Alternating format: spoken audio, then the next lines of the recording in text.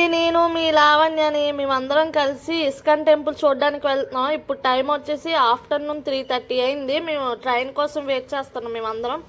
ఇది చూడండి, ఇదే అరేబియన్స్. మేము ఉండే దగ్గర నుంచి కార్గర్కి 1 అవర్ ట్రైన్ జర్నీ పడింది. కార్గర్ రైల్వే స్టేషన్ నుంచి టెంపుల్కి 10 మినిట్స్. మేము అక్కడ టెంపుల్కి ఆటో బుక్ చేసుకొని వచ్చేసాము. టెంపుల్కి రీచ్ అయ్యేసరికి 4:30 అయింది. చూడండి దూరం నుంచి ఎంత బాగా కనిపిస్తుందో. చుట్టూ వాటర్ ఫాల్స్, గ్రీనరీ చాలా బాగుంది. పక్కనే పెద్ద పెద్ద బిల్డింగ్స్ కూడా ఉన్నాయి.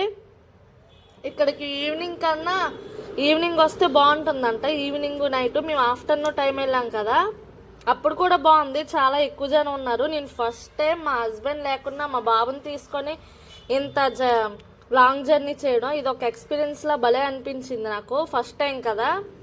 మా అబ్బాయి లేదా అనుకున్నాను, బాగా వెళ్ళాము. లాంగ్ టెంపుల్స్ ఫొటోస్ దగ్గర నుంచి తీయలేదు. ఫొటోస్ ఎలా లేవు అంత దగ్గర నుంచి గవర్నమెంట్ తీసుకోమంటున్నారు. దర్శనం చేసుకున్నానే కొంచెం పక్కకు వచ్చేసి మేము కాసేపు కూర్చున్నాం. అందరూ కూర్చున్నారు. పక్కనే భజనలు కూడా అవుతున్నాయి. మేము భజనలు కూడా కాసేపు చేస్తున్నారు. ఈవినింగ్ టైంలో డ్యాన్స్ ప్రోగ్రాలు అవి కూడా చేస్తూ ఉంటారంట డైలీ. అక్కడ కాసేపు మాట్లాడుకొని ఫొటోస్ తీసుకొని పిల్లలకి కొంచెం తెచ్చిన స్నాక్స్ బిస్కెట్స్ అవి ఇచ్చాము. ఇక్కడ మా బాబు చూడండి, ఇంట్లో ఏ బిస్కెట్స్ ఇచ్చినా అస్సలు తిండు. ఇక్కడ చూడండి ఎంత చక్కగా తింటాడో. మీ పిల్లలు కూడా ఇంతేనా? కామెంట్ చేయండి. అక్కడి నుంచి మేము ఇక్కడ రిటర్న్ అయిపోయినాం. బయటకు వచ్చేసి కొంచెం పైనుంచి చూపిస్తాను చూడండి. గ్రీనరీ ఎంత బాగుందో లొకేషను చూడండి.